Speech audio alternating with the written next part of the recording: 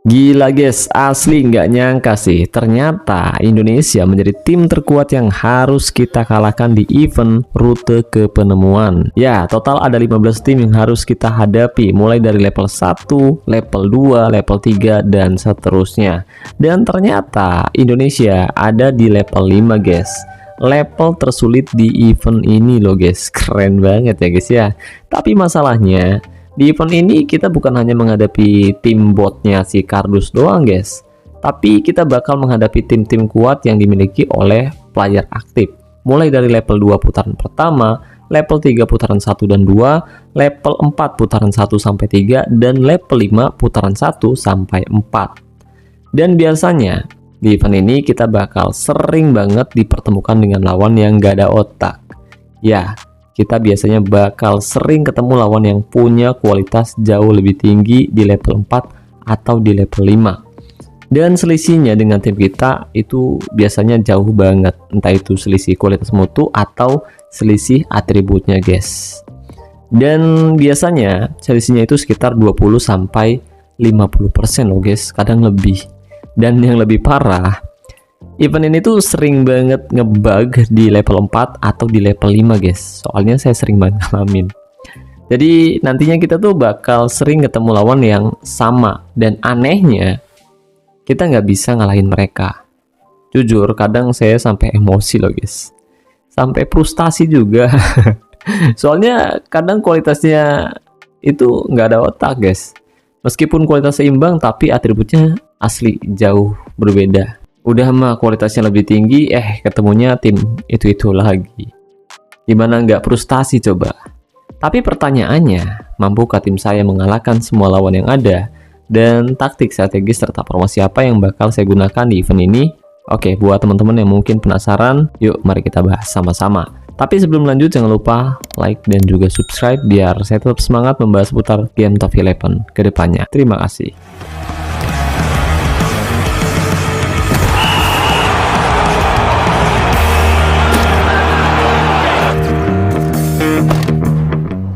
Halo guys, assalamualaikum, selamat datang kembali di NN Top 11 channel. Apa kabar semuanya? Semoga teman-teman selalu sehat dimanapun berada. Hari ini saya akan membahas event rute ke penemuan. Oke, jadi untuk menghadapi lawan di event kali ini, saya akan menggunakan formasi andalan saya musim ini, yaitu formasi 4-2-3-1. Kali ini kita bakal pakai akun ketiga saya guys. Nah, formasi yang akan saya gunakan kali ini yaitu formasi 4-2-3-1, formasi yang aman banget di belakang karena di sini ada 2 DM yang siap untuk nutup ruang dan jagain back kita guys. Jadi kalau lawan coba serang lewat tengah, biasanya bakal langsung ketahuan, bakal bisa dipotong. Terus di depan kita nempatin 3 pemain kreatif yang bikin serangan jadi lebih variatif, bisa lewat tengah atau lewat sayap. Jadi striker tunggal kita tinggal nunggu supply bola aja guys. Nah, enaknya lagi transisi dari bertahan ke nyerang tuh bisa cepet karena biasanya DM bakal langsung ngasih bola ke AM atau ngasih bola ke winger. Jadi tim kita bisa main aman tapi tetap eksplosif guys.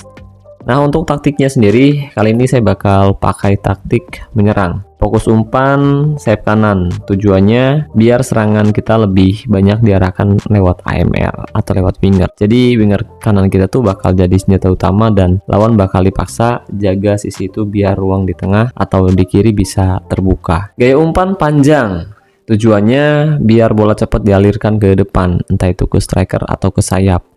Nah, hal ini bisa bikin permainan tim kita lebih direct dan nggak ribet pas melakukan build up. Oh ya, di sini kita nggak pakai serangan balik ya guys ya. Artinya tim kita nggak akan nunggu lawan untuk melakukan kesalahan, tapi mereka tuh bakal langsung ambil inisiatif buat nyerang dari awal.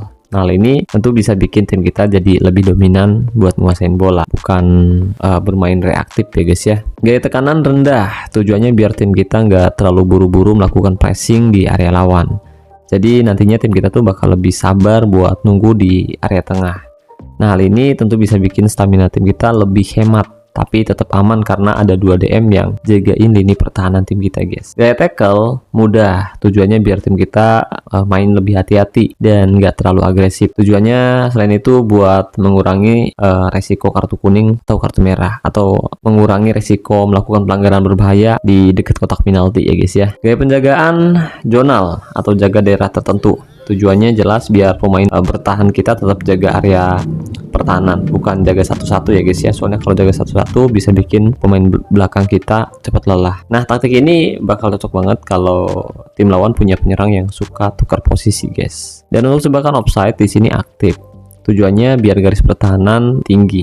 Dengan begitu striker lawan bisa sering terjebak offside. Tapi taktik ini butuh koordinasi yang rapi banget. Kalau salah timing sedikit aja, tentu hal ini bisa sangat berbahaya loh guys. Lalu untuk penendang bola mati, pastiin kalian tempatin kapten yang sering dapat performa bagus. Kemudian untuk penendang sudut, kalian bisa tempatin pemain yang punya kreativitas, umpan, ataupun umpan silang yang bagus. Dan untuk penendang penalti maupun penendang bebas, kalian bisa tempatkan pemain yang punya tembakan dan penyelesaian yang cukup tinggi biar hasilnya lebih efektif. Dan setelah kita coba di level 1 sampai level 5 putaran ke 1 sampai ke 3, semuanya seolah berjalan lancar. Ya, tim saya main bagus. Kita berhasil meraih kemenangan demi kemenangan. Tapi seperti yang kita bahas di awal, ya seperti biasa, saat kita udah deket banget ke garis finish, lagi-lagi terjadi bug. Dan polanya nggak jauh beda kayak dulu guys. Awalnya pas kita lagi nyari lawan, kita nggak nemu lawan guys. Kita udah nunggu tapi nggak nemu lawan, dan kita disuruh buat nunggu sekitar 10 sampai 15 menit. Tapi tiba-tiba pertandingan dimulai. Dan kalian tahu lawan yang dihadapi di level 5 putaran keempat itu seperti apa? Lawannya gila banget. Emang sih dari segi kualitas keseluruhan mungkin kelihatan biasa aja. Tapi pas saya cek, atributnya nggak ada otak. Mereka juga rata-rata punya jenjang yang cukup tinggi, dan uniknya mereka masih ngandelin pemain tua bangka dengan atribut yang jauh di atas rata-rata pemain saya guys. Dan dengan keunggulan tersebut, mereka dengan mudahnya menjebol lini pertahanan tim saya guys. Ya, itu jadi kekalahan telak tim saya di event ini. Jadi kekalahan pertama tim saya ya guys ya. Dan kalau diperhatikan juga, kita perhatikan di sini lawan punya pemain yang usianya 40 tahunan guys, bahkan lebih. Eden nggak tuh? Kocak. Atributnya nggak ada otak anjir. Kekalahan tersebut membawa kita keluar dari event, dan kita masih punya 2 sesi gratis. Lalu di percobaan kedua kita dipertemukan dengan lawan yang tidak kalah bagus. Ya, meskipun dari segi kualitas mutu mereka kelihatan punya kualitas yang kelihatan cukup seimbang, tapi seperti lawan sebelumnya, lawan kita kali ini juga punya pemain-pemain berkualitas dengan atribut yang sangat tinggi di semua area. Dan lagi-lagi tim saya tidak bisa berbuat banyak di level 5 putaran keempat. Tim saya kembali tumbang untuk yang kedua kalinya guys. Ya, awalnya saya masih biasa aja gitu, maksudnya ya udahlah, kalah nggak apa-apa, kita masih punya sisa 1 sesi gratis. Dan di sini bug yang kita bahas kembali terulang. Ya, kita kembali dipertemukan dengan lawan yang sama cuy. Dan di sini jujur saya udah bete banget, udah emosi karena saya udah tahu hasilnya bakal seperti apa.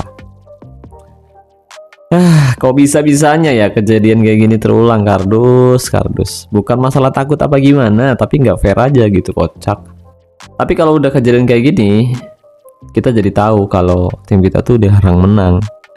Dan saya udah sering banget soalnya ngalamin hal kayak gini guys. Jadi ini tuh udah kayak disengaja nggak sih? Tujuannya apa? Tidak lain tidak bukan biar kita kalah dan sesi gratis kita habis. Kalau sesi gratis sudah habis karena kita udah emosi, mau nggak mau buat lanjut kita mesti bayar 25 token cuy. Jadi ini tuh udah kayak triknya si kardus biar kita ngabisin banyak token gitu guys. Soalnya kan kita udah deket banget ya ke level 5 putaran 5. Jadi buat yang udah kepancing emosinya, pasti mereka bakal lanjut. Mereka bakalan ngeluarin modal buat bayar, buat lanjutin eventnya. Lumayan 25 token cuy. Itu nggak ada jaminan tim kalian bisa menang di level 4 putaran 4, nggak ada jaminan. Oh ya, kalau kalian sendiri pernah nggak sih ngalamin hal kayak gini di event kampret top 11? Maksudnya awal-awal tuh dikasih menang dulu ya. Ya rasanya kayak sistem tuh ngedorong kita biar semangat lah mainnya. Tapi begitu udah naik level tinggi, tiba-tiba kita dikasih kalah beruntun. Nah, kalau kalian pernah, saya mau kasih tahu ke kalian semua, kalau ini tuh bukan kebetulan guys. Ini namanya trik psikologi yang mirip banget sama judul. Awalnya kita dikasih menang dulu guys. Kita dikasih kemenangan palsu biar kita percaya diri. Ya, biar kita ngerasa, wah gampang banget nih gitu. Jadi itu tuh namanya bait. Begitu udah invest waktu, tenaga, bahkan mungkin uang, sistemnya mulai switch. Mereka bakal bikin eventnya makin susah, lawannya makin susah. Jadi nantinya kalian tuh bakal dibikin kalah terus, bikin kalah beruntun. Tujuannya jelas biar kita tuh frustasi, terus mikir, ah kalau bayar pasti bisa menang lagi nih. Tapi kenyataannya ternyata enggak cuy. Ternyata enggak semudah itu, kocak.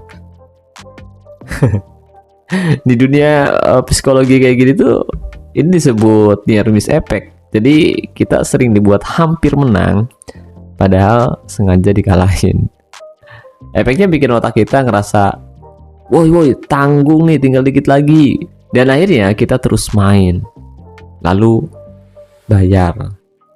Ya intinya sih ini bentuk predatory design, game atau sistem yang sengaja dirancang buat bikin kita kecanduan guys, bukan sekedar hiburan biasa lah. Jadi kalau kalian ngerasa kok kayaknya sistem curang ya, ya kemungkinan besar sih emang iya curang guys, karena itu bagian dari trik mereka buat dapetin duit kalian. Bayangin kalian lagi main slot, awalnya keluar gambar yang hampir sama kan, yang bikin kita yakin dan mikir sekali lagi pasti jackpot nih, padahal itu semua udah diatur biar kalian kalah gitu guys.